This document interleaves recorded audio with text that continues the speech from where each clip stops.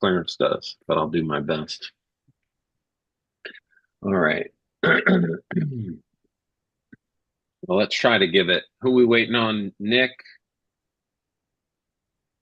Clarence, Chen Chen. Clarence, Chin Chin, and Kenny. Okay. Kenny told me he's running a little bit late. Let's look for Chin Chin. Good evening, everybody. This is Charlene. Can you hear me?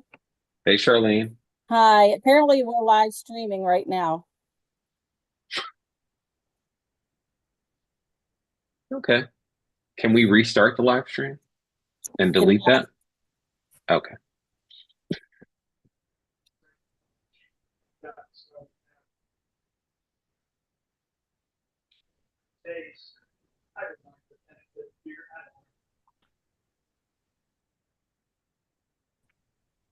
All right. Well, to members of the public, thank you.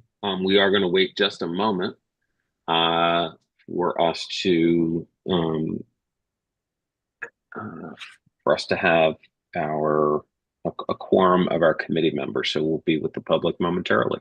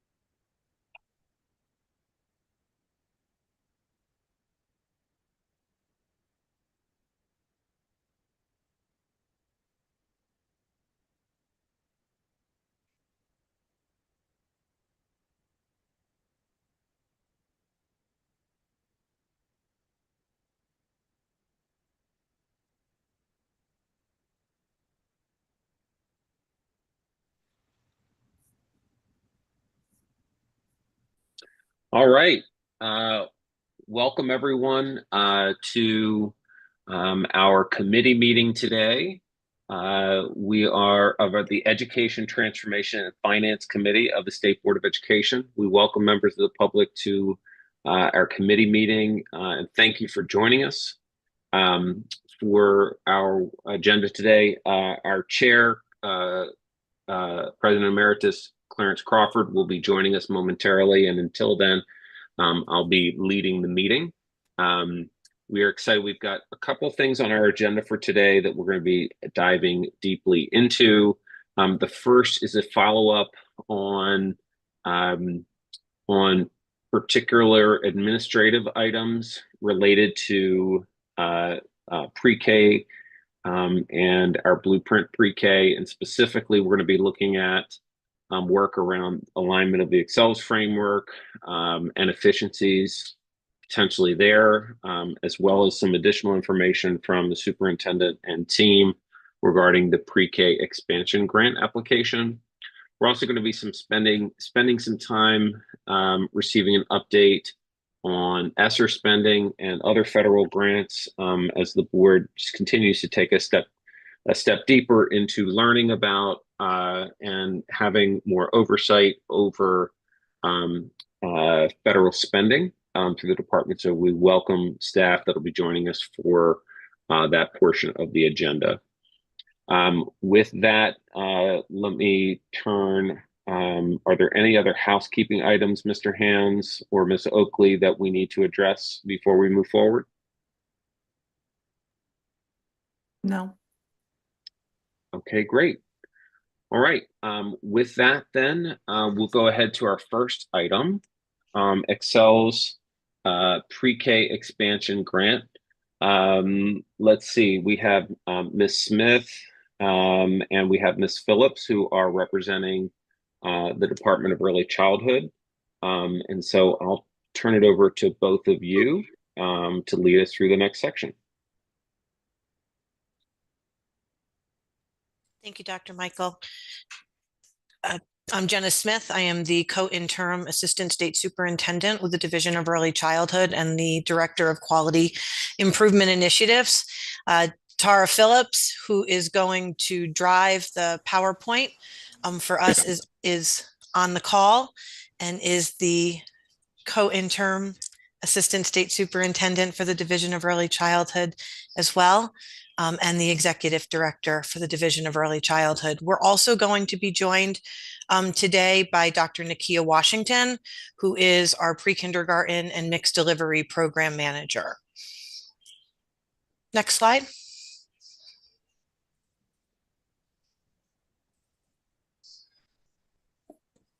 Great. So today we are going to talk about pre-K expansion and Maryland Excels, looking at the mixed delivery model, the pre-K expansion grant, as well as the Maryland Excels system. Next slide. And I'm going to pass it over to Dr. Washington, who will start us off with information regarding mixed delivery and pre-K expansion. Dr. Washington. Thank you so much, Jenna. Good afternoon, everyone. I'm going to discuss the pre-K mixed delivery model and the pre-K expansion grant opportunity. Maryland's plan through the blueprint expands access to high-quality pre-K through a mixed delivery model. A mixed delivery model provides choices for families by providing pre-K services in a variety of settings to meet families' needs. The mixed delivery model offers a variety of settings, including public settings, which are our local education agencies or LEAs, as well as non-LEA settings or private settings, such as Head Start programs, child care centers, family child care homes, private schools, Montessori programs, faith-based programs. We have a variety of programs that are currently participating in the pre-K expansion grant opportunities. Next slide, please. And to add to that, as a result of Maryland's support of mixed delivery and guidance to maximize the number of students served in the mixed delivery system, the Accountability and Implementation Board and the State Board of Education recently issued a joint policy which encourages public providers to focus on Tier 1 4-year-olds to serve, and private providers, including our Head Start programs, to focus on serving Tier 1 3-year-olds, as well as Tier 2 and Tier 3 4-year-olds. Our public providers may choose to serve Tier 2 and 3 4-year-olds, and those districts who opt for that choice may choose to collect the family share, but are not required to do so. Next slide, please. The opportunity to participate in pre-K mixed delivery for both public and private providers is through the Pre-Kindergarten Expansion Grant, which is a competitive grant program that is administered annually, again, to both LEAs and private providers to provide high-quality pre-kindergarten and school readiness services throughout the state for children and families in alignment with the Blueprint for Maryland's Future. The purpose of this grant opportunity is to broaden availability and expand access to high-quality pre-K for 3 and 4-year-old students from families whose household incomes are up to 300% of the federal poverty level. Next slide, please. This funding opportunity is designed for those who deliver pre-kindergarten services and participate in Maryland Excels, including our local education agencies or qualified vendors as defined in COMAR 13A.06.02 and participate in Maryland Excels, private providers who hold a valid license or registration and have not incurred any serious health or safety violations within the last year, and our Head Start programs, in which federally funded slots are being supplemented with the state pre-K funds. Next slide, please.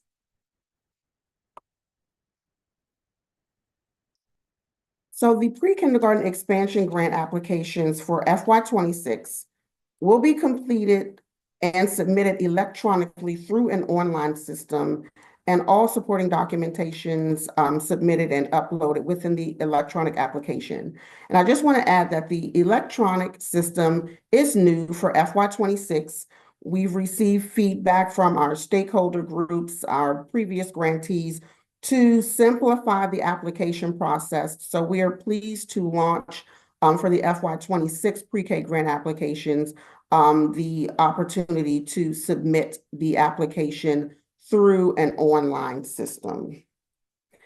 The pre-K expansion grant opportunity is available for new applicants who do not have an FY25 pre-K expansion grant, as well as current Blueprint formula funding grantees and pre-K expansion grantees seeking to expand slots.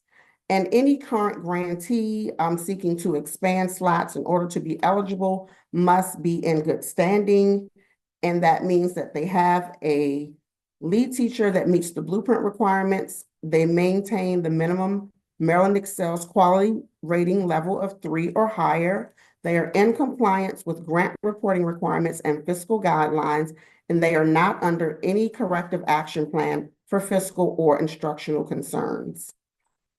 We would also like to note that the paper application will be available online and can be used as a reference. Although the application must be submitted electronically through the online system, we will have the paper application available along with the grant information guide. And this was also a suggestion by our early childhood stakeholder community. And we always seek to be responsive to their suggestions and feedback. So we wanted to make sure we have the paper application available as a reference, and we will have several opportunities for technical assistance and office hours to support applicants in completing the application and going through this new process of submitting through the online system. Next slide, please. At this time, I will turn it back over to Jenna Smith to talk more about Maryland Excels. Thank you. Thanks, Nakia. So Maryland Excels is Maryland's quality rating and improvement system. It is a program that is available to our licensed childcare programs, registered family childcare homes, public pre-kindergarten programs, LEAs, and school age, which are our LEAs, and our school age only programs. Currently, 70% of eligible licensed childcare programs are participating in Maryland Excels. We've seen an increase in participation over the past few years, much of which has been driven by Blueprint and pre-K expansion, as more community-based programs and LEAs were seeking funding for those 4-year-old slots. Maryland programs that participate in Maryland Excels are not just eligible to participate in public pre-K expansion grant opportunities, but they also receive child care scholarship reimbursement. So families who have child care scholarships to assist with child care must enroll their children in programs that are participating in Maryland Excels in order for those vouchers or scholarships to be able to be used. When programs participate in Maryland Excels, they are provided with quality indicators that allow for them to build on progression so that way they can see and plan for increased quality improvement. Some of our programs come in at a quality rated of 1 and take several years to achieve higher ratings, although achieving a higher rating is not a requirement for participation. It is, though, a requirement for pre-K expansion, and we'll talk about that as we get towards the end of the presentation. Next slide. One of the big questions that comes in from our stakeholders and our community stakeholders is, what is the difference between accreditation and quality indicators, or Maryland Excels? While both programs support quality programming, they are two different systems. Maryland Excels allows for programs to come in at an entry level of participating and achieving a quality rated 1 for our child care centers, registered family homes, and school age only programs. And those ratings require submission of a daily schedule, of a parent handbook that show evidence of best practices, where programs that are working towards accreditation are able to meet much higher levels in Maryland Excels, as the accreditation process is rigor in regards to it requires self-assessment, program improvement, and a validation visit in which the best practices are observed by validators. And that's both for programs that are participating in Maryland accreditation, which is available to our child care centers and our LEAs and school age only programs, as well as those that participate in national accreditation. So for instance, the National Association for the Education of Young Children, the National Association for Family Child Care, Montessori accreditation, as well as middle states and several others. We currently recognize 13 accrediting organizations for our Maryland Excels quality rating and improvement system. And when programs are accredited, they are able to meet higher levels in Maryland Excels and able to publish at the highest level, which is a quality rating of 5. Next slide. So here's a little breakdown of what different quality ratings look like. So as I said, programs that enter into Maryland Excels, our child care programs, have the ability to publish ratings between a 1 and a 5, with 5 being the highest. At a level 1, programs are demonstrating that they provide individualized activities and offer family conferences. For our level 2 programs, they demonstrate that they have an observation process to observe children, that they offer family teacher conferences at least once a year, that they are providing activities that support individualized needs, and that their activities are informed by Maryland State Early Learning Guidelines. Next slide. As we progress to a Maryland Excels quality rated 3, this is where staff demonstrate higher levels of credential and or past training experience. They provide additional opportunities for family engagement. They also provide program improvement planning and program self-assessment. And at a quality rated 3 for our programs who have children enrolled in their program with Child Care Scholarship, they receive an additional differential payment on those scholarship payments. And those differentials range from 10% to 44% based upon the program's rating, the program type, and the age of the child.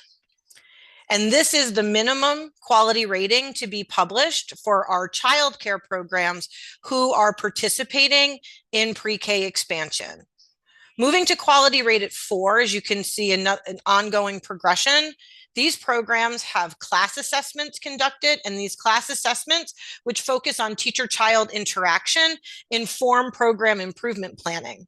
These programs are also implementing curriculum that is aligned with the Maryland Early Learning Standards and have a comprehensive observation and assessment plan for children.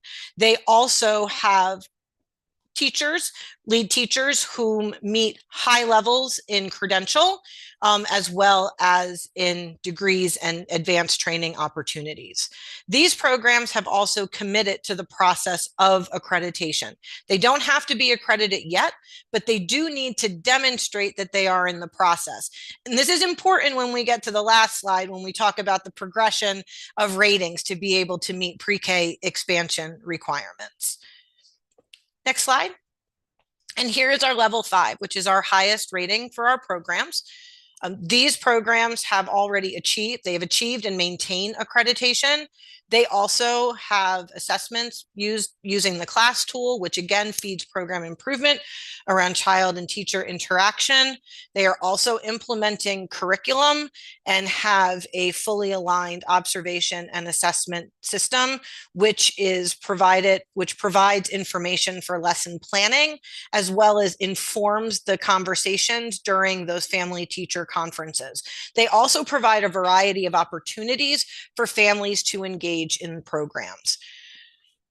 When we talked about Maryland accreditation or accreditation in general, and then we talked about Maryland Excels, when it comes to achieving a rating in Maryland Excels, programs submit evidence, which includes things such as policies and procedures, statements of practice, or examples of everything from handbooks to lesson plans, to be able to demonstrate how those documented procedures and examples meet quality indicators. In order for programs to become accredited, their self-assessment is a reflection and review of quality indicators, which include staff evaluations, program development planning, staff credentials, looking at program assessment, looking at community partnerships. But then there is the observational piece, which is required for accreditation, which is where the programs demonstrate through observation best practices, particularly around learning environments and teacher and child interactions. Next slide. So how does this all fall into place with pre-K expansion? Maryland Excels is a voluntary program that is available to a variety of program types to participate in. And programs participate in Maryland Excels for a variety of reasons. But for the purpose of pre-K expansion, Maryland Excels is a requirement so that programs have the ability to demonstrate their quality practices through the Maryland Excels system. Programs need to be published at a level 3. Our childcare programs need to be published at a quality rating of 3 when applying for pre-K expansion. They need to have a plan to achieve a level 5 within 5 years. Programs could also be published at a quality rate at 4, and this would fall underneath where our public pre-kindergarten LEA programs are. They would publish at a quality rate at 4 at the time of application, with a plan to achieve a quality rate at 5 in 5 years. And then once they achieve the quality rate at 5, to be able to maintain that. And to maintain a quality rate at 5 means that you have to show that you're in good standings with the accrediting organization for the accreditation that was awarded to you. And you also need to show that your staff credentials meet the requirements on a yearly basis, so that way if you have new staff, if a certificate expired, you'll need to show proof of a current certificate that meets those staff qualifications. And that's how programs maintain level 5. For our childcare centers, they also have to stay in what is defined as substantial compliance with licensing. So what we do here is we're looking at how it is that we can take stakeholder feedback to be able to make programs more successful in achieving these ratings. Some of the recommendations were to extend the time that a program is able to be accredited. And we started that back in May of 2024, where we extended the Maryland accreditation cycle from 3 years to 5 years, which means that programs did not have to be in a constant cycle of reaccreditation. They had some time to breathe in between receiving accreditation and needing to become reaccredited. One of the other things that we've been working hard on and are excited to be able to bring information for the board to review as well as for public comment is a recommendation of revision of the Maryland Excels quality indicators, which would lessen the number of quality indicators within the system, which thus then would lessen the amount of evidence that programs would need to submit in order to achieve a rating.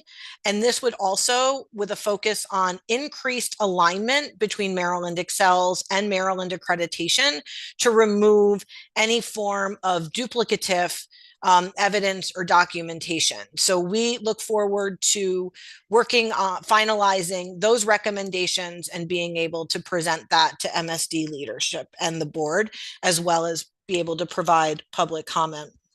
So I think that wraps up the presentation. We want to thank you all for the opportunity to be able to highlight Maryland Excels and pre-K expansion, to be able to show that there is a difference in the two programs, but they they are best friends in that pre-K expansion grant and quality do go hand in hand.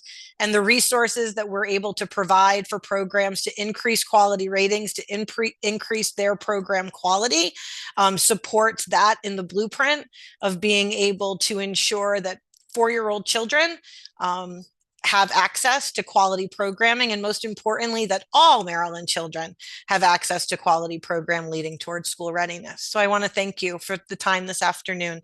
And Dr. Michael, I'll pass it back over to you if there's any questions. And I'm passing it to Chair Crawford.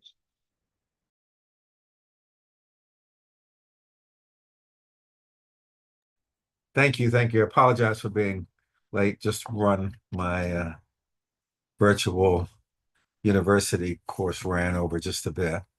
Again, thank you so very, very much. We really appreciate this. I'd like to just open the floor up to questions from the board, but very nicely done. Start with any questions. Dr. Michael? Thank you very much for the presentation and for bringing these pieces forward. So I want to kind of shift a little bit and think like a provider. So I'm looking at 2 sets of important kind of regulations. I'm assuming, are there a set of requirements that are also needed for submission, like just a set of standards I need to meet around pre-K expansion? Can you talk me through, and maybe not standards, but requirements that I need to keep up with? Can you kind of talk me through how the 3 relate from the perspective of a provider, whether that be a public school system or a private provider or a Head Start provider? So Nakia, do you want to highlight what the requirements are to be able to be in good standings for pre-K expansion? And then I can jump in and say how each one of those gets handled within the different systems. Absolutely, and thank you for that question. For pre-K expansion, when the application is submitted, it is completed, goals and objectives are identified, lead teacher, assistant teacher, credentials are submitted with the application, as well as proof of the program's current Maryland Excels quality rating. So they would submit that certificate with the application, whether they were a quality rating 3, 4, or 5. And all of that supporting documentation is submitted as appendices within the pre-kindergarten grant application submission. And there is, of course, we for private provider programs, prior to final awarding of the grant, a license check just to make sure that there aren't any serious health or safety violations that were incurred within the last year. So the documentation, budget documentation, and all of those things are submitted as appendices as a part of the pre-kindergarten expansion grant. But that proof of Maryland Excels quality rating level, as well as teacher credentials and qualifications, are also submitted within that application. Jenna, want to add to that? Sure. In order for a program to maintain their Maryland Excels rating, they need to republish the rating on an annual basis.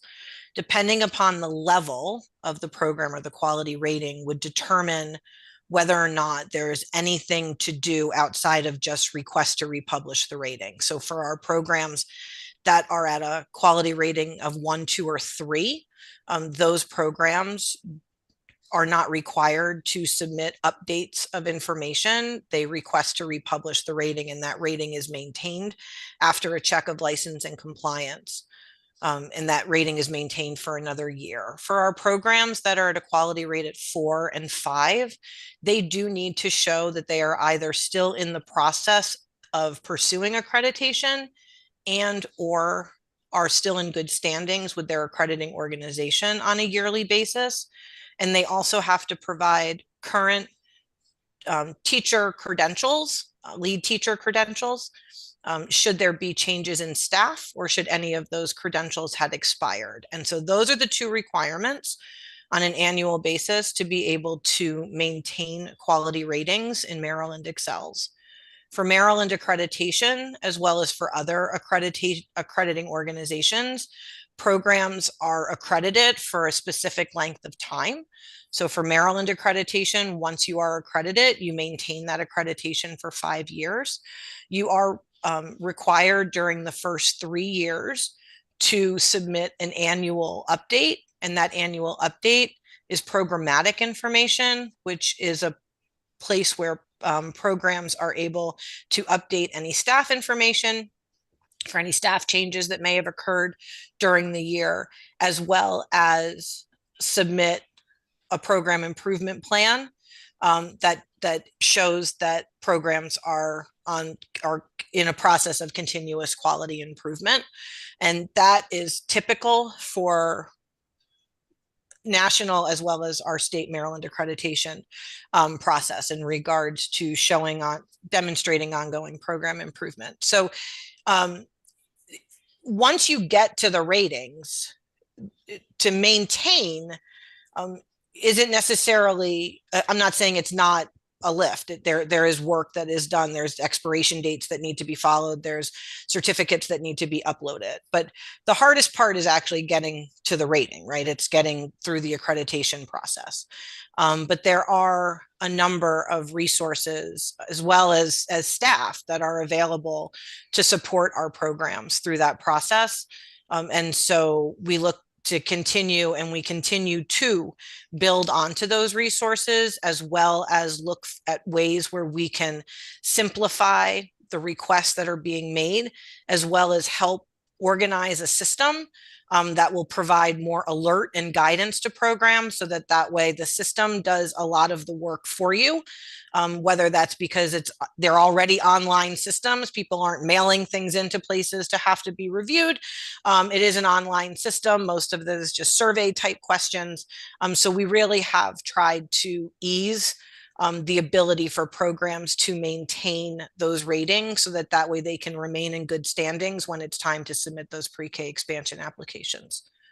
And the pre-K expansion applications utilize the resources that Jenna mentioned, as far as the Maryland Excels being published at level 3 or higher at the time of application, as well as submitting a plan to achieve level 5 within 5 years. We utilize the Maryland Excels readiness toolkits and checklists, as well as personnel from that team support programs with developing that plan that must be submitted with the pre-K expansion application. And as far as the program improvement plan that Jenna mentioned, one requirement of the pre-K expansion grant is that programs engage in continuous quality improvement, and they complete some sort of annual program evaluation or assessment. And we do accept the program improvement plan that was developed for Maryland Excels as that continuous quality improvement ongoing program evaluation within the pre-K grant opportunity. So we, as Jenna said, I guess they're best friends. They in are. terms of working together. Yeah, and the program improvement plan that programs create for accreditation is also accepted to meet program improvement requirements in Maryland Excels. We do have some specific components, particularly those around school readiness, that we do ask programs to have in their program improvement plan for Maryland Excels, which is different from some of the other accrediting organization standards in program improvement planning. So that is sometimes an addition. But for example, our Head Start programs do extensive program assessments with both short and long-term program evaluations. They also have class assessments that are conducted as part of the requirements of being Head Start. And we accept all of that documentation to meet the requirements of Maryland Excel, so that we are not sending out to people to do class assessments.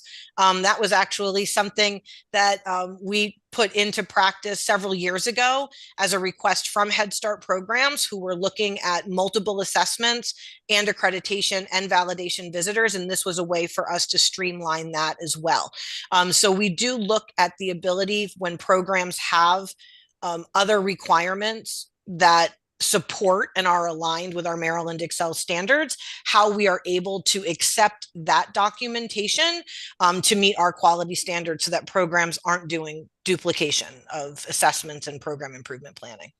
And all of those documents are accepted by the pre-K expansion grant Right. for program improvement and evaluation. The Head Start Comprehensive Plan, the Accreditation Improvement Plan, and the Maryland Excel's Program Improvement Plan are all resources are accepted for to meet the program evaluation and continuous quality improvement requirement of the pre-K expansion grant. Thank you. What will be helpful for us in the future, this is really good for us to get this information, and you may have this, is for us to just be equipped and more publicly available to kind of see a crosswalk of the three, and how they go together. I'm hearing really good examples of like where program evaluation conducted for one fits in the other. Our goal, when we see quality in these three systems, and I know you know this, is to just make it as clear as possible so that we've got people who are, doing childcare and delivering pre-K, that these systems can align. And because we are receiving that feedback, right, that there is duplication. And so I just thank you for bringing that to that. I've got a couple more, Mr. Crawford, but I want to see other people with hands too. Okay, we'll come back to you, Dr. Michael. Want to just check, Ms. Chang, you had your hand up at one point. Do you still have a question? Just want to check. Yes, I just have one simple question and one more kind of twisted kind of clarification. Yeah, I saw on the slide 3 they listed FY 22 and 24 with the number of the childcare providers. And what happened to FY 23? Is it a dip or it was not tracked? That's a simple question. We can certainly add that. We can add 23. I can't actually comment to why 22 and 24 were the only ones that were shown, but I can certainly add 23. We haven't seen a dip in applications. They have continued to either remain steady or to grow. Yeah. So I will definitely, we'll add that to this presentation for future reference.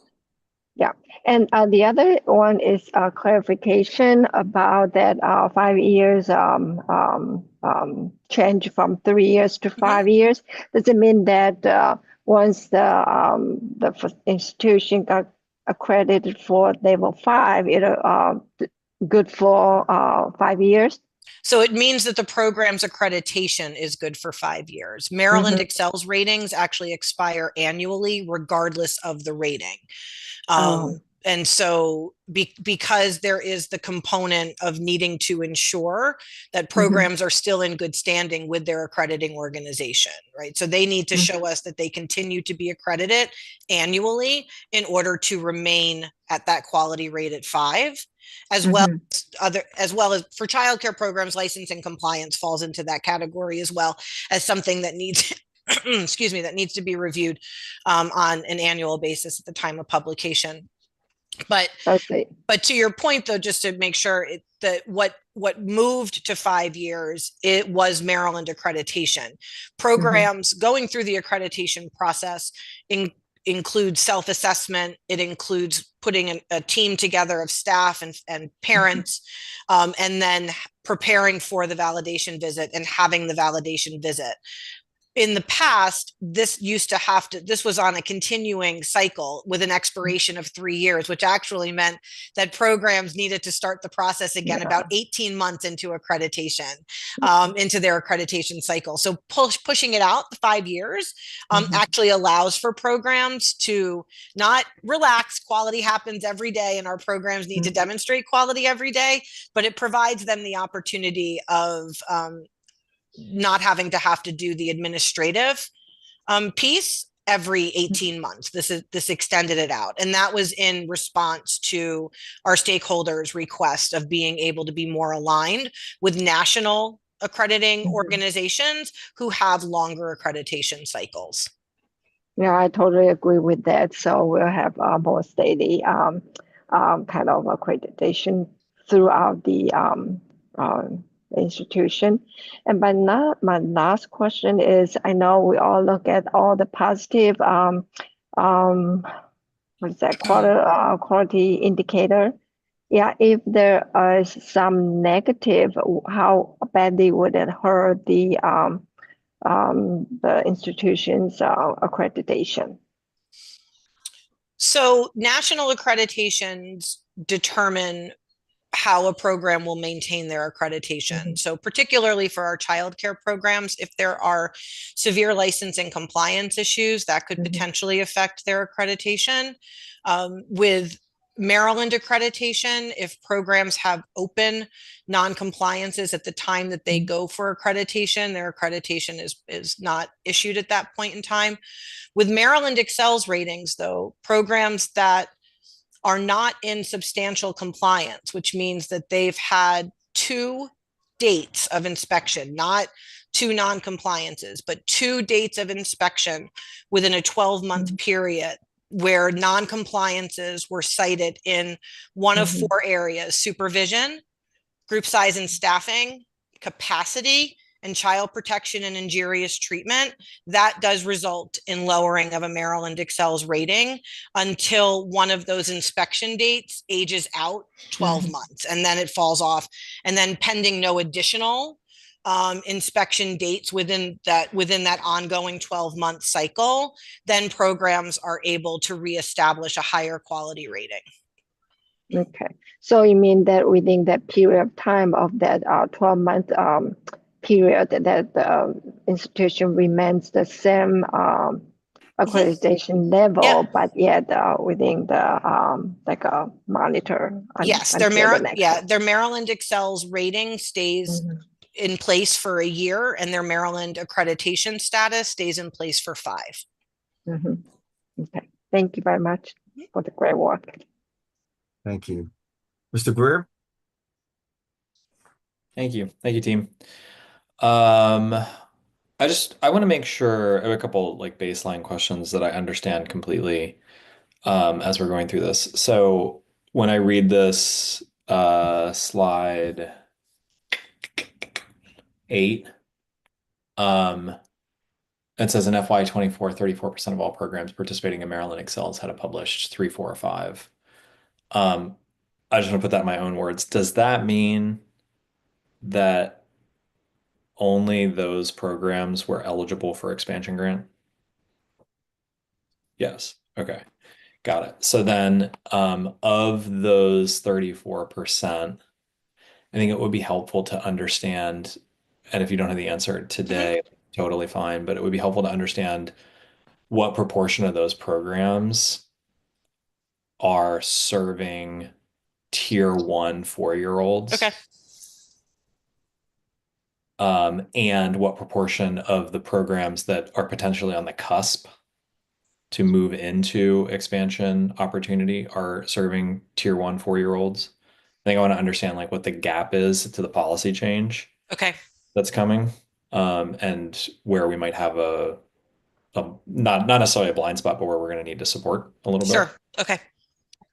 And then it would also be helpful to understand how the programs are dispersed across Maryland. I don't know that I've seen it laid out in a way to show, do we have coverage across all LEAs? Sure. Do we have minimal coverage in some LEAs, especially for our tier 1 4-year-olds? But overall, I think it would be really helpful to be able to see that mapped in some way to better understand. Specifically to where tier 1 students are, or just comprehensively across the state where our higher quality ratings land, or higher quality programs land? LEAs. Yeah, I guess what I'm really getting at is like, where is expansion really needed? Sure. And do we have programs in those areas that are ready for expansion, right? Or do we need to do, like, I'm trying to direct the support where we need it best, or most, I would say. Okay.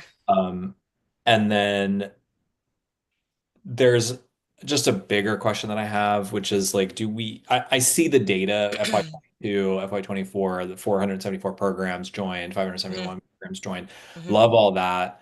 I think the biggest question that I have is just, do we have evidence that suggests that the Maryland, like that the expansion grant is doing its job?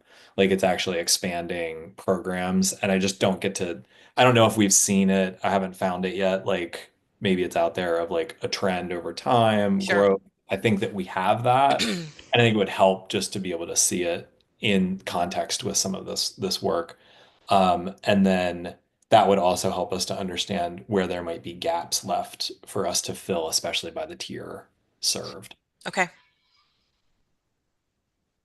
Great So points. Yes. I mean, other than that, I think I'm just trying to like, I think all that exists. I think I'm just trying to help Yeah. put a Yeah. little No, yes. good sense of where we can put the supports and Yep. Absolutely. Cool. Thank you. Thank you. Thank you. Ms. Medina, you had a question as well. I think it kind of was answered. I was raising my hand and taking it down because it sounded like Miss Smith, you were trying to kind of outline the attempts that you all are making to streamline the process, because it was kind of sticking out to me, as President Michael was mentioning earlier, some of the feedback that there's so many moving parts that it's hard for providers to keep up with all of the different systems that they have to provide documentation to. And so it sounds like you guys are trying your best to streamline the process. So I guess I have one of two questions. Like, one, is it within our capacity and capability to have some sort of hub for all of these, or is it not because they're all different systems? And then on the flip side of that, how are we doing with our communication to the providers? If it sounds like you guys kind of already have thought about these things and they're in place, do they know this? Because we're still kind of getting the feedback that it's not an easy process Sure. to be a part of the, the program. I think that those are all very valid points and great questions, Ms. Medina. And yes, we really are trying our best every single day to make the process of quality, the process of program improvement, and most importantly, the process of being eligible to be able to provide pre-K expansion opportunities in either both LEAs as well as in community-based programs as available to as many programs who want to participate. So one thing, Maryland Excels and Maryland Accreditation live on the same platform, right? It's the same username, it's the same password, it's the same general information that gets put into the system once as you select participate in Maryland Excels, and second to participate in Maryland Accreditation. When programs are accredited, there is a pathway that's actually applied to their Maryland Excels quality indicators, which alleviates the number of indicators that they actually have to submit documentation for, right? So for example, if they've submitted lesson plans for the purpose of meeting the accreditation requirements, that indicator is marked as met in Maryland Excels without the program having to have to do anything, just by showing that they are accredited. Now, those pathways have been created for not just Maryland Accreditation, but for the other national organizations that we accept as well. And one of the goals that we have as we begin to present recommendations for revisions of those quality indicators, the big goal is to actually be able to increase the percentage of alignment, right? So to be able to say move from 60% of alignment of standards for programs that are accredited to possibly 80 or 85% of alignment. So that way, some of the best practices, administrative type practices, policies and procedure practices that may not be in accreditation standards, we would still want to see that our programs are implementing those as higher quality rated programs, but we would be able to limit the number of indicators that programs would be required to do. And our goal is to have this in process for review and feedback from the board, from MSDE leadership, as well as from our stakeholders within FY26. We're ready to cross the finish line very soon. Our stakeholders provided amazing information. Our support staff provided amazing information. Everything from that word makes it confusing that they don't know what to submit, to cleaning up that word, to limiting things, to compressing standards, so that way there's a very common thread and the intentionality is far more easier to understand and represent. So we're really excited about those new opportunities that are going to come to our programs. And I think that the last piece that you mentioned, which was kind of the frustration and the not knowing of all the systems and the indicators, is pre-K expansion is such a fabulous opportunity for our programs. For our programs who may have lived at a quality rated 1 since 2013, when Maryland Excels opened up its doors for programs to participate, this has really been a carrot and push to increase quality ratings. And so sometimes that lift can be challenging, especially when the lift comes with a deadline of application. And so one of the things that I think we've done and obviously can continue to improve upon is our push to pre-K information sessions and our push to pre-K literature, for the information sessions that we hold, for the evening information sessions that are provided to our childcare community, so that way they are aware of the resources that are available, to increasing the capabilities of our support staff through increased online resources, so that programs really can work not supportively but also independently, so that they're not set to little schedules of technical assistance. So all of those things, I think we continue to increase the amount of opportunity we have to share that information with the public, but we are looking for new ways to do that every day. We see that as the big piece, and communication is hard when you're trying to talk to so many people who come at this with so many different experiences. And so I think as we continue to see those pre-K expansion programs climb, we're going to have to continue and will continue to respond to what those needs are. I really appreciate that. And, I can tell, even just now with your response, that you guys are thinking about these things, you're trying to put things in place.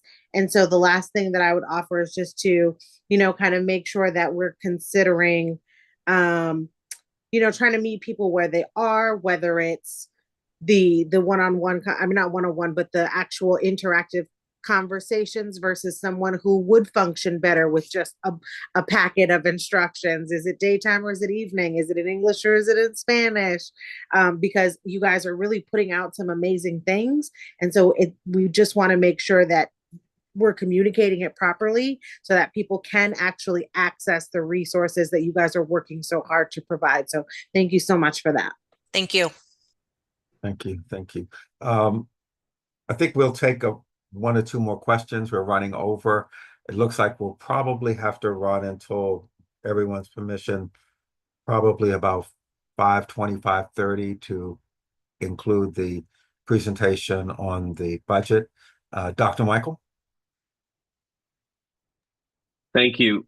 We received some feedback in our last meeting just about the pre-K expansion portion of this. And so specifically around the timeliness of the application, I'm not expecting any formal updates, but I'm just trying to get a better sense of when we, how we're thinking about that portion. And the other portion that was brought up was the notion of like the billing process. So of whether this is a reimbursable grant or whether it's a fee-for-service grant. Just wanted to get a sense of, we have any updates on that? If not now, how we're thinking about that in terms of timing. And so I guess it's three things, those two, and then the third you guys raised, that we're going to be doing some efficiencies down the line. How for the public's sake and for providers who are watching, how should they be anticipating and thinking about that from a timing perspective? Nakia, do you want to take the application questions first, or? Sure. We are always seeking to improve as it relates to the application and the timeliness, because that is feedback that we receive all the time in terms of the release of the application. When the application is released, it's typically in the first 2 months or so of the year, January, February, and the application is open for 45 days. And within that time frame, there's a series of technical assistance sessions, open office hours, and we do now score the applications on a rolling basis when they come in. So those that are completing a modified short form or those that submit early, we've started to complete those on a rolling basis when they come in, so that we can get decisions back to applicants much sooner than waiting until the end of the 45-day period to for all the applications to be evaluated, scored, and notifications made. So within about the first week or so of applications coming in, we start to evaluate those on a rolling basis to get them out much, much faster, because we've definitely heard how important it is for programs to know sooner rather than later, so that they can start to market and reach out to families and enroll, and especially with our private providers who want to, make sure that they have access to all of the same families that the schools have, so that they can sort of start their registration and enrollment around the same time frame. So moving to that rolling application review window, I think, will be helpful in moving things along and speeding that process up for programs to be notified of their application status. Dr. Washington, have those applications been released yet? They have not. Okay, so when can we expect them to be released from the department? Those applications are final. I mean, they just need to have a final review. So I don't know if Tara or Jenna want to speak to the final review. You just said that they were released in January, February. Now that we're in February, I was just wondering if we have a release date for that. Jenna or Tara? Dr. Smith? Yes, we have an anticipated release date of the state board meeting in February. So we want to release it with the public announcement on after the state board meeting. Okay, thank you. But it's pretty much finalized, just needs final review, and yes. Excellent. Well, that's really encouraging news, because I know in the past we've gotten it earlier, but I know that for funding reasons in recent years, it's been later. So that's just very encouraging that we're going to be on track to have that earlier this year. So thank you very much for that update. I just have one question, just for consideration.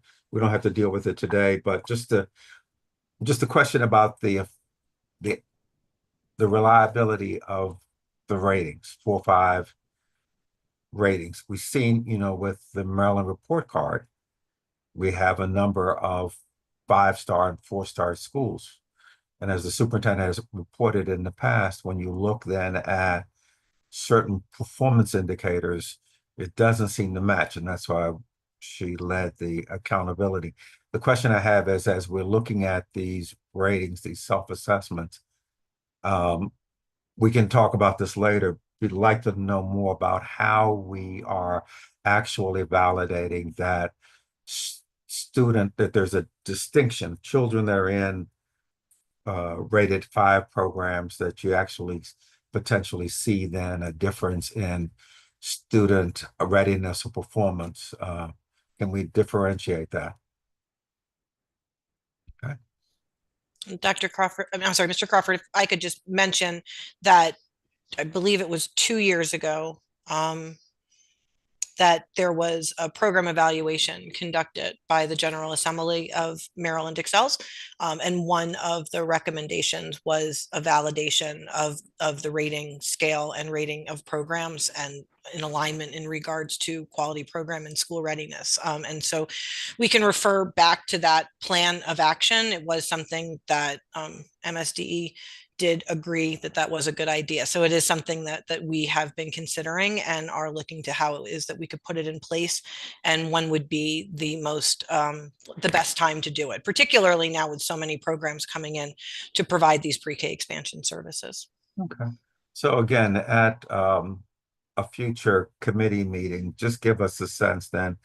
I want you to take some time to think about this, talk with the superintendent and others, but some idea of when you think we will be in a position to do that and what the cost requirement, both in terms of dollars or level of effort from us and from the providers. Just give us a little bit more about that in one of our future meetings. We appreciate that. Nicely done, team. Nicely done. You guys are doing a great job. Thank you so much. At this time, we want to switch gears a bit and take a look at the ESSER spending and other federal grants, an update on that. And so we'll turn that back to the superintendent and to introduce the team as we get ready. Thank you. Well, we have both Christian Talor here and I believe Donna Gunning, and they've got a presentation that they're going to provide you to provide all that information that you were asking for.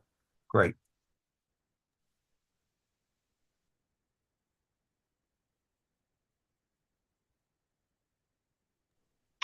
Okay, hopefully you can all see my screen. No, we can All see right. it, but it's only half of it. Oh, that's a problem. Yeah. Okay, let me see what we got going on here. Let me stop that. Do this. All right, let's try it again.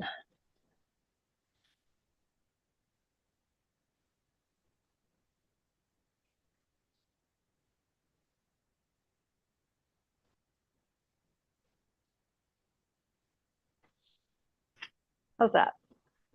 Good. Is that better? Yep.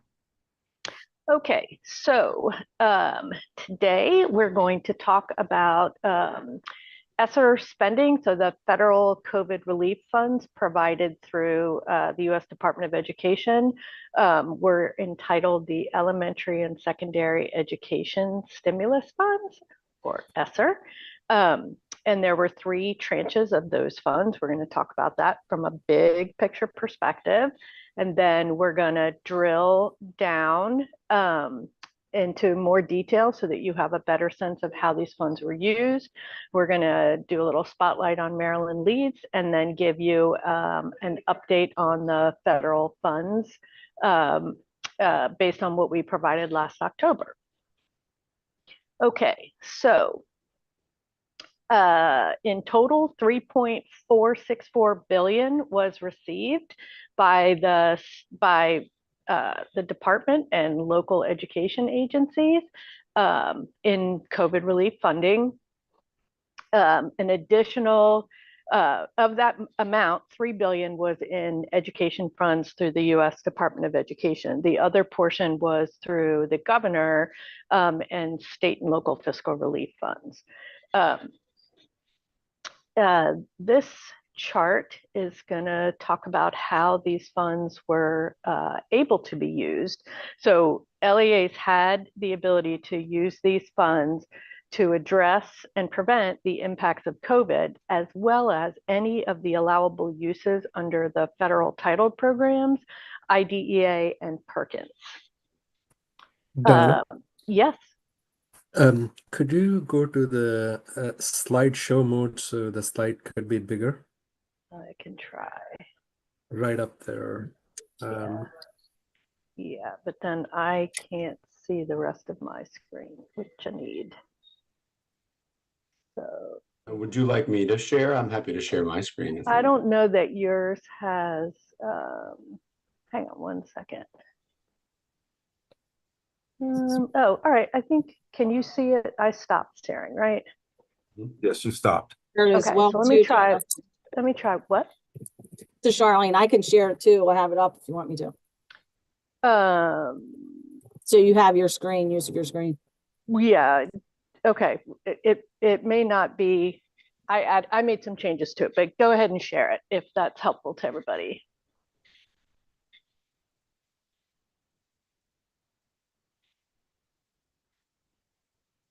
Is that showing correctly for folks now? What?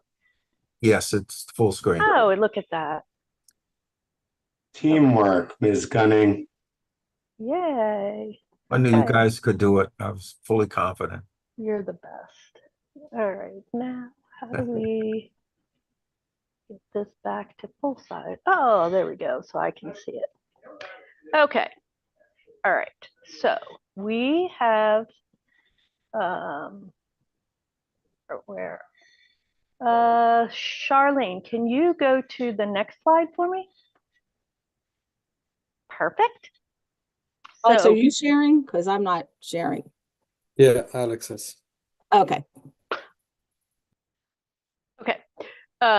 So as I just talked about, the allowable uses of these funds, which are, you can see in this donut chart, these are the amount of funds by program. So the very smallest amount came from the first tranche of funding that was available in April of 2020. And then the black section is the next phase, which was what we call CRSA, or the Coronavirus Response and Relief Supplemental Appropriations Act, that was released in December of 2021. And the larger yellow space is the American Rescue Plan Act that was released in March of 2021, 2021, sorry. So all of those together represent this $3 billion in education funds that were provided to the state. In that distribution, the states had to provide LEAs with 90% of the funds, and then they could keep up to 0.5% for administrative costs. And then the rest were for statewide activities to support districts in dealing with the impacts of COVID. Okay, can we go to the next slide? Great. Okay, so this is our big picture look at how these funds were used. These are broken down by summer school, tutoring, technology, and trauma and behavioral health. As you can see, the largest amount of these funds was spent on tutoring, and this was done through extended learning programs, which could have been after school, could have been summer school, could have been actual tutors in the classroom supporting students, either teachers or, a lot of LEAs used college kids and other retired teachers and other adults that could come in and support tutoring for students. Summer school funds were provided for summers of 2021, 2022, 23, and 24. LEAs used in the very beginning, they used some of their CARES money and some of their SRSA money to provide summer school in the summer of 2020. And then as more federal funding became available, they switched and were able to make a much larger investment of these funds. Okay, next slide. Okay, so this chart here shows you LEA expenditure by bucket. The CARES Act is in red, SRSA is in yellow, the gray is ARP, and the black piece at the very end is their balance. It appears like, based on this chart, that Baltimore City and Prince George's County have the largest available balances. But the trick to this is that they also got the lion's share of the funding. So their balances are actually 1.8% and 0.32% respectively. And in fact, Talbot has the highest available balance at 17.8%, but because their allocation was so small compared to the other 24 districts, it is not registering as that large of a balance on this chart. I do want to make it clear that the balances that are available have been approved for late liquidation, which makes the funds available to be spent. Not they all had to have already been obligated, but they can continue to spend through technically March of 2026. We have given, for some of these programs, we gave them a deadline of June of 2025. And I'll talk a little bit about that later on. Okay, late liquidation. So these are the amount of requested late liquidations from each LEA. The largest portion of these late liquidations are associated with two Maryland Leads strategy areas, grow your own and staff support and retention. Again, you can see that it looks like the largest available balances in Baltimore City and Prince George's. It's relative because they got the largest portion of the funding. As I said, these late liquidations have all been approved by both MSDE and USDE. Next slide. Okay, so now we're going to start to drill down into how these funds were spent. And we're going to start with category, which is one of the state's reporting component of the state's chart of accounts. The category is identified in statute. There are 13 of them.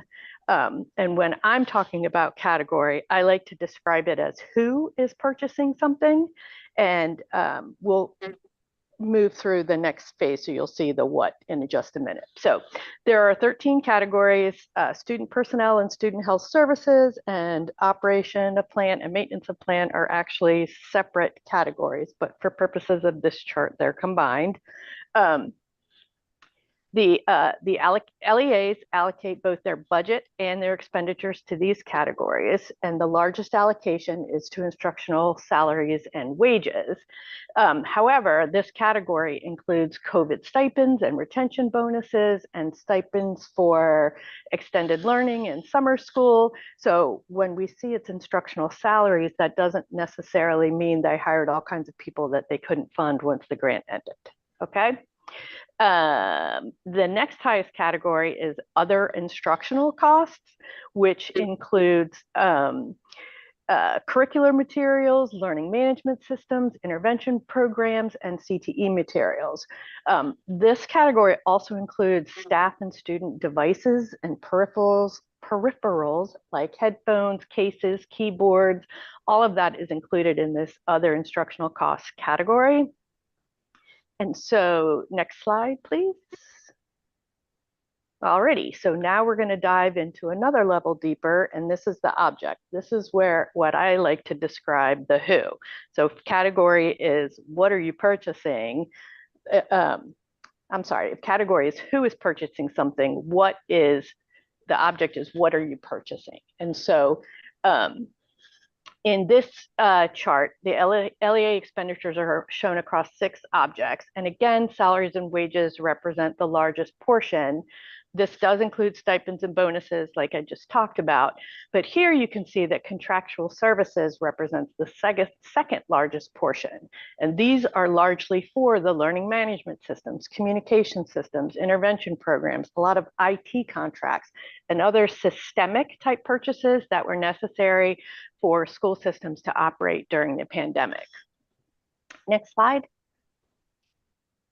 Okay, so now we're going to take a little bit deeper dive and look into what is making up this salaries object. So in here, we're looking at a disaggregation of salaries and wages by both certified teachers and then aides, assistants, substitutes, and stipends. That sub-object represents the largest portion of salaries and wages.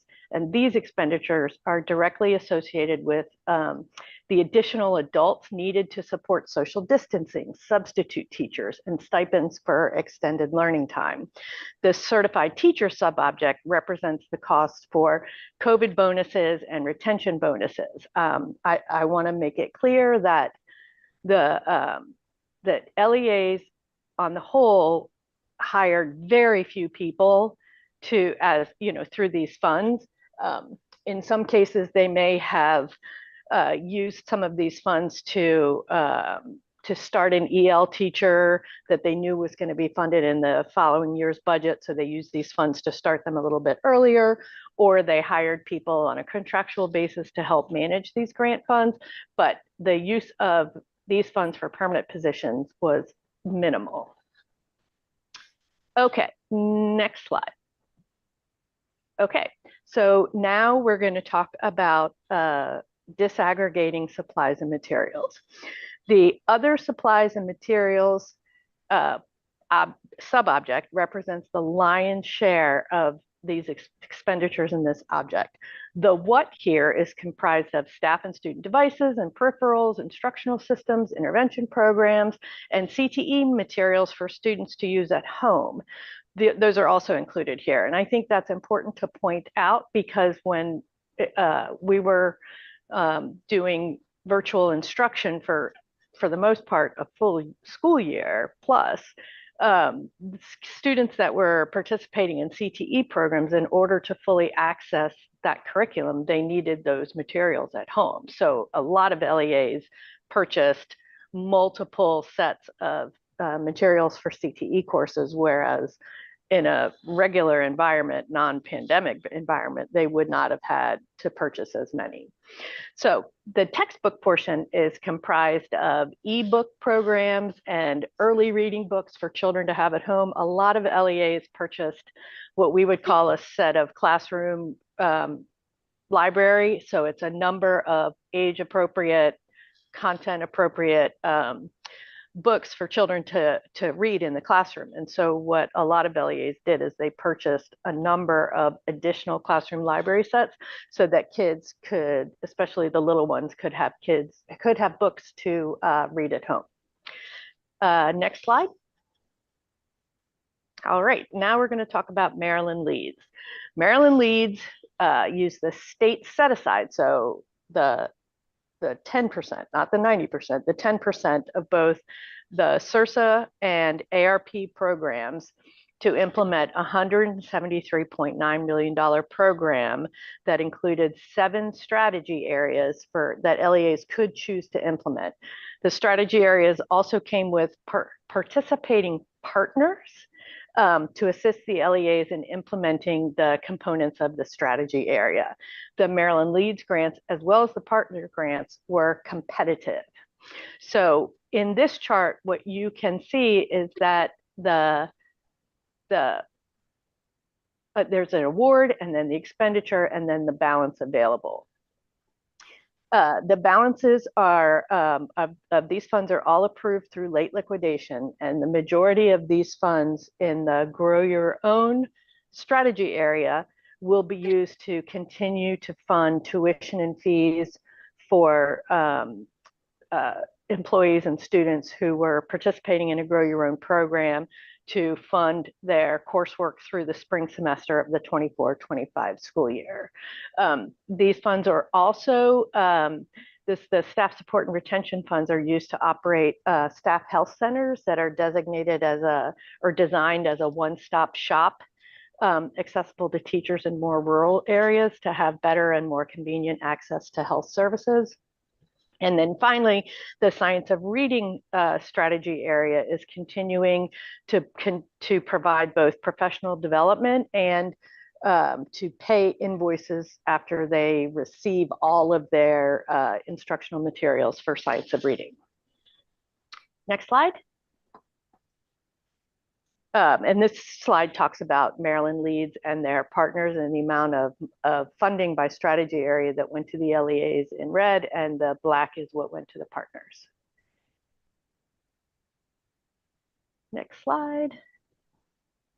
Okay, so now we're going to give you an update on federal grants. So last October, I shared not so great news.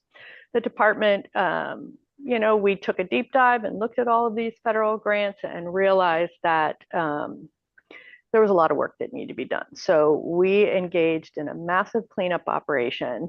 And I'm really happy to report that this team has really worked incredibly hard to make sure that the grants from 2019 through 2025 are all clean, current reporting ties to the federal reporting systems, and the revenue is allocated appropriately both across individual grants and within components of federal grants. It's a big step for us. And I'm also pleased to report that 84.3% of the federal funds available in fiscal 24 have been spent as of February 1st, 2025. I think we might want to go to the next slide. Yep, there we go. And of that amount that has been spent, we have drawn down or been reimbursed 91% of the federal funds that were spent by both us and the LEAs. We are working, our next steps are working to ensure that the grants from 2014 to 2018 are cleaned up as well. And we anticipate that will take us hopefully only into the spring and not into the summer. The plan is into the spring. I do want to answer two other questions that I know about that MSD does have the authority to collect outcome and performance data for both state grants and federal grants. In fact, for federal grants, it's preferred. And then that I just want to confirm what I said earlier, that we do believe that all LEAs will be able to fully spend their available balances. However, here's a caveat. If you are anticipating, say, an instructional materials invoice for science of reading to come in at X amount and it comes in at X minus 10, that's going to leave money on the table. And at that point, there's no option to, you know, recoup or revisit, do anything with those funds. So I just want to give you that caveat. And at that, I have concluded my presentation. I'm happy to answer any questions that you have. Thank you so very, very much. Like now to give our committee, the board members, an opportunity to ask questions. Really appreciate this. Was very, very, very, very informative. If we could, I guess, take down the PowerPoint and see everyone. Give our board members an opportunity to ask questions. I don't see a way to raise my hand. So Okay. Mr. Chesterfield, how are you doing, sir? Welcome. Can you tell me what percentage of the money was spent on salaries and wages? I kind of missed that. Was there a percentage in terms of how much was spent in administrative costs itself? So administrative costs are salaries and wages, because we look at those differently. Let's take salaries and wages first. Okay. Okay. So hang on one second, and I will tell you.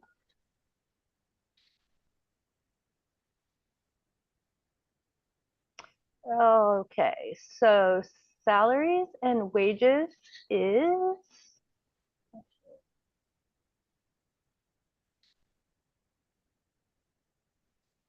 there we go, 36%.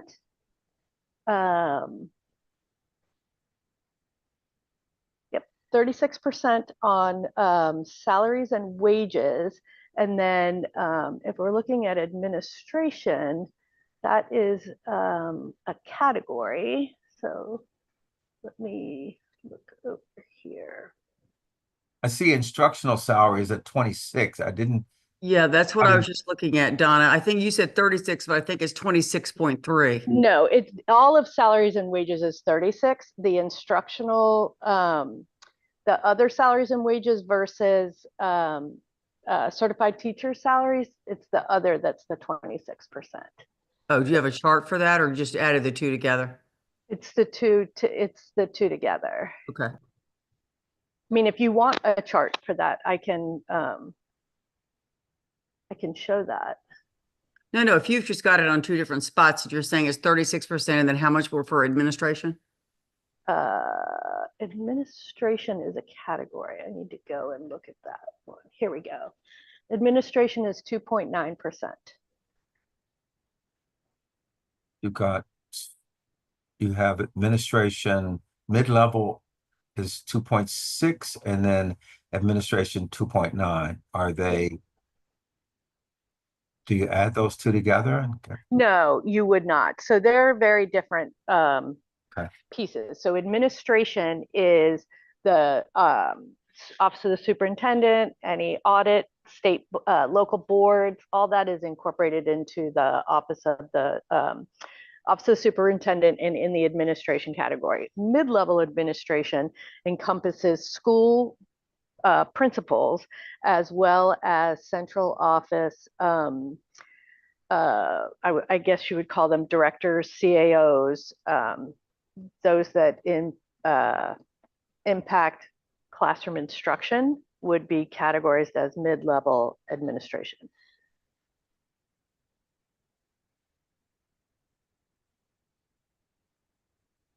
Mr. Chesterfield, you were asking about administration and you were asking about salaries. Does this answer your question, sir? Sort of, but I need some more time. Go ahead. Somebody else take it. I'm trying to specifically see how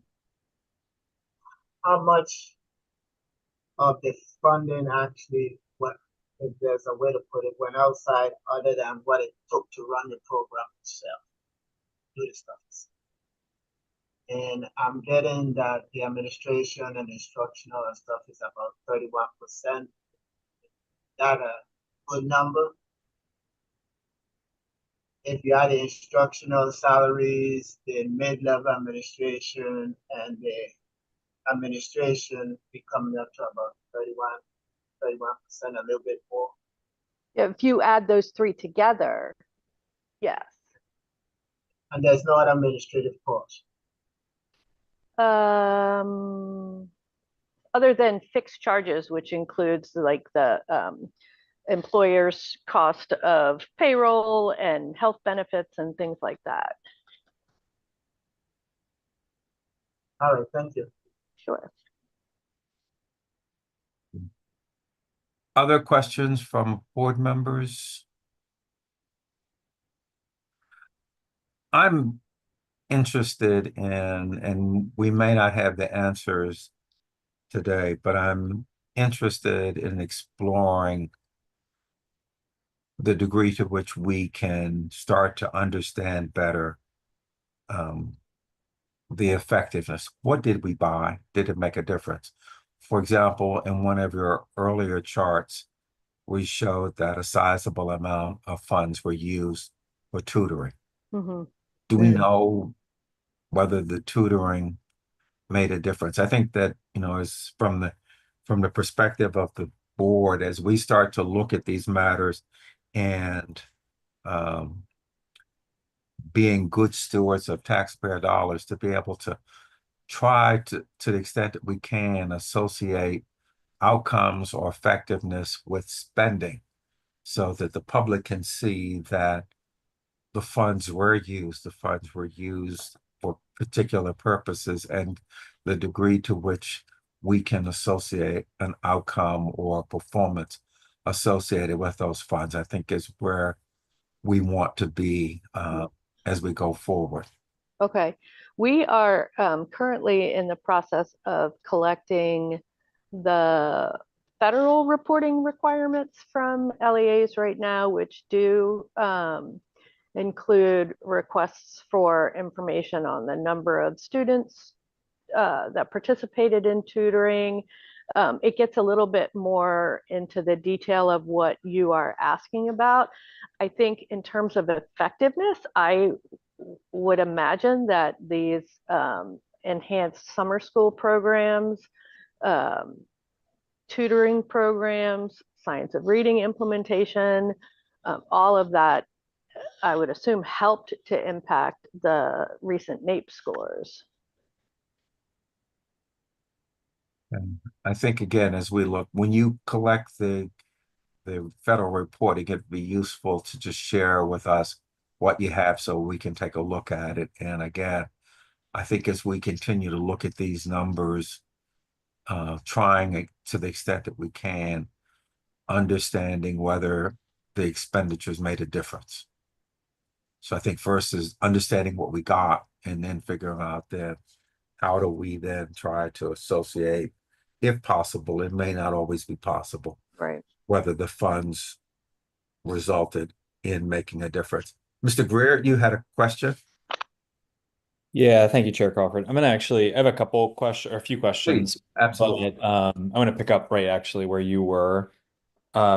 Agree on everything you're saying, but one of the questions, maybe even it's just a suggestion to the team, is there, I know we don't cut the data this way, but I'm wondering if there's a way to look at it in the future where we can say that maybe it's easiest if you go to the object slide.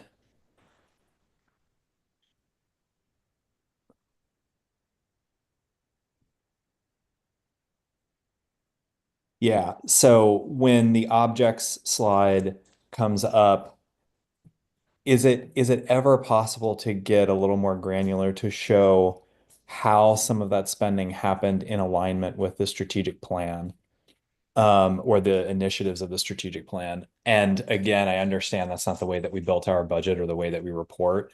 I think what I'm trying to get us towards is the spending being driven to the right places? It's hard to tell when we look at it this way. I know you can't, like, salaries and wages goes to multiple different people that support multiple different areas of the overall strategic plan. So I think there's some creativity in here, but I wonder if there's a way to look at it in a little bit more of a way that would help us understand how it's being spent. Good, Mr. Tiller. Yeah.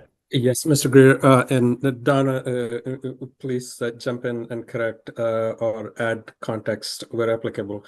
When the COVID relief, these dollars were being dispensed to the LEAs, MSD did not have the strategic plan that we now have, and it has been since, we have been working through that. The strategic plan was being developed as the Maryland Leads was being rolled out as well. So some of these items were taking place simultaneously. Yeah. But you do understand the question as you're asking in terms of how to cut the data further. And see if we can derive any connections. And also to your question earlier, Mr. Crawford, we do want to, we understood the question as you asked in terms of the spending and impact, that we will take this question back to see what kind of a data or impact related information that we can provide you in the future meetings. Thank you. Thank you. May I continue just a couple other questions? Yes, a couple others, and then go to. Yeah, and then we'll spread it around a little bit. That's fine. Can I make sure, Ms. Gunning, that I understand the data here? I'm also first to say I don't have a finance background, and so when I look at this, sometimes there's simple explanations as to why things don't make sense to me. So this could be a Mr. Greer issue, not necessarily a team issue, but I make sure I'm reading it correctly. When I look at slide 10, which is the one that we're on, no, sorry, go back. Oh, sorry, back one, slide 10. I total this up to 3.24 billion, But when I look at slide 4,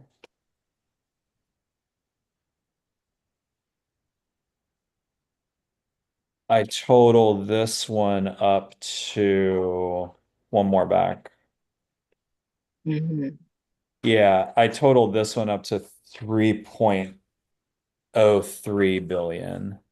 It's also possible I did math errors. So, Nope, your math is correct, but we're talking about two different pieces. okay, got it. That's what I want to make sure I Yep. understand. Yep. What's So the this- difference between So the this slide on this chart on slide 4 represents only the funding that came from US Ed, or the Education Stabilization Funds. The Yep. other chart also includes the funding that came through the governor's office and the state I and local see. fiscal relief funds. Okay, got it. So that includes what would have been on the slide prior to that, which was in the black, the fiscal relief stuff. Yep. Okay, that's helpful. Just a final note, and then I'll turn it over. I want to just echo some of the things that Mr. Chesterfield noted, at least in question. I am looking back on the advice that we gave to LEAs around hiring individuals around this, and I would just challenge this board to continue to think about how we can come up with stronger guidance, policies, or anything else in the future as we provide LEAs with guidance on what and how to spend their dollars. I know we can't tell them to do that, but it's frustrating to see that they spent close to 30%, 36% overall on salaries when they had an opportunity to put in place things that lasted much longer than individuals. And I am not saying that I think that the funding that went to individuals was a poor use of funds. I'm worried about its impact long term. Thank you. Dr. Michael?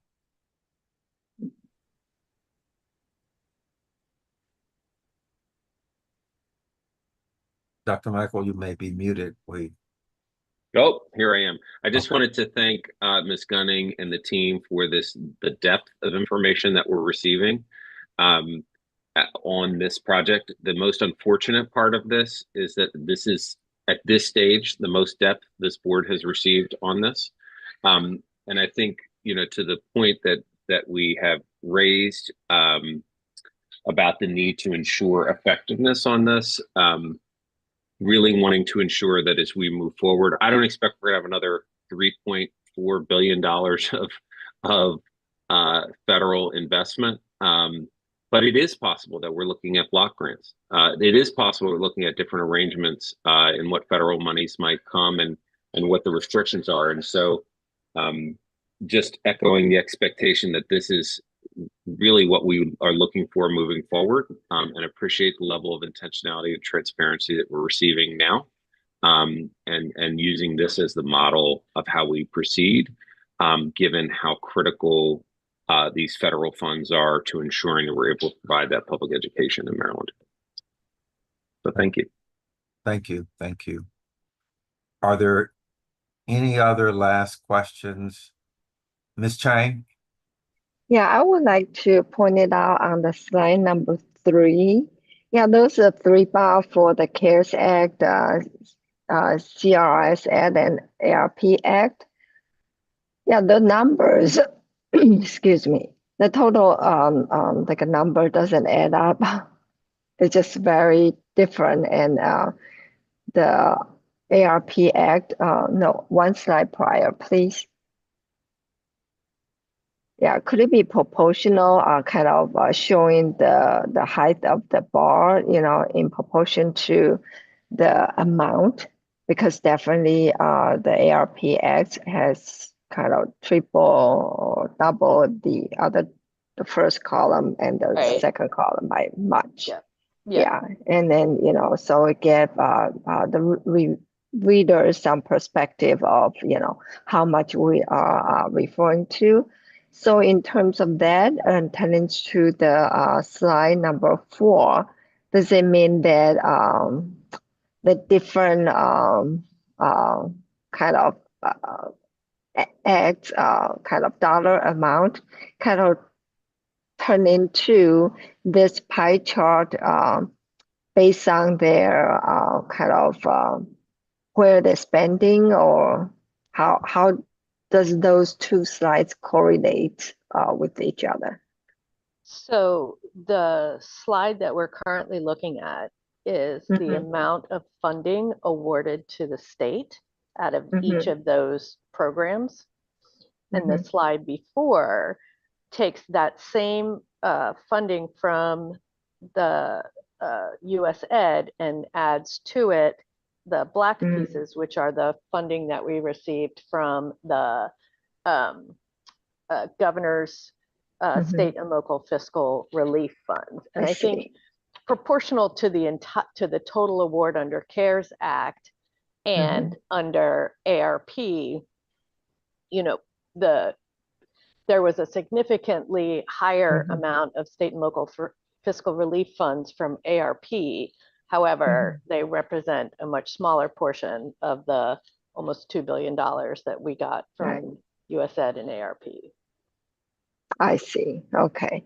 All right. So now I can kind of get a full pictures of how in proportion of each fund and then the sources where they come from. Thank you. You're welcome.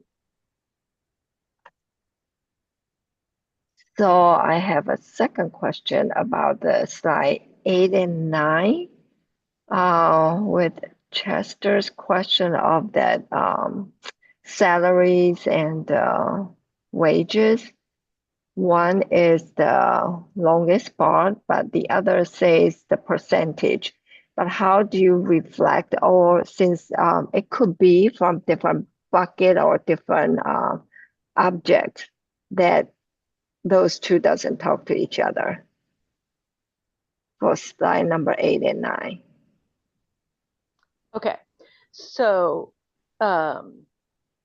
slide number 8 is at a higher level than slide number 9. So instructional salaries and wages on number 8 represents all of those salaries and wages. When we go down to slide 9, what we're looking at here is any salaries and wages paid by the LEA. So I'm sorry, Alex, can you go back one slide? This may be a better way to explain this. Okay, so we can have salaries and wages that come from transportation. We can have salaries and wages that come from operation and maintenance, all of our custodians. And so what another thing that you're seeing in those salaries and wages is the, and also in contract services, is the number of LEAs that had their transportation was contracted. They continued to pay those contracts so that when they needed that service back, it was available to them. And many of them continue to pay food service workers so that people could continue to have their jobs. They paid them for as long as they could. Also, they in operation and maintenance of plant, a lot of that, and also in contracts, was extra cleaning and extra people to do the cleaning, contracts for cleaning services. So all of that would be included in the salaries and wages object. And what you're seeing in this category is only instructional salaries and wages. Got it. Got it. So the slide number 8 is higher level. So we're still looking at about 26. It's about 4% short of the like 1/3 of the funding goes to instructional salaries and wages. Am I correct? Correct. I see. Okay, thank you. Okay. If there are no other questions, I want to thank the board, members of our committee, for hanging in there. We've gone over a bit, but I think it was worth it to have the discussion, give everyone an opportunity to ask questions. And I want to especially thank the department for their responsiveness, their engagement, and helping provide the information. As Dr. Michael said on the finance piece, this is a level of detail that we've not had in the past. So again, we appreciate that. We know we're still learning and figuring out what makes sense. And again, we appreciate the department working with us on this. Thank you much. You're welcome. Mr. Schoen, do we need a vote to go into adjournment? Or can we just? I think you can do, I think it's the choice of the chair. Okay. Well, I got no place to go for another couple of hours. So if we want to just sort of stick around, I enjoy you guys. I just feel so good when I'm with you. I make a motion. Thank you much, everyone. We appreciate everything. Thank you for your engagement. Thank you. Thank you.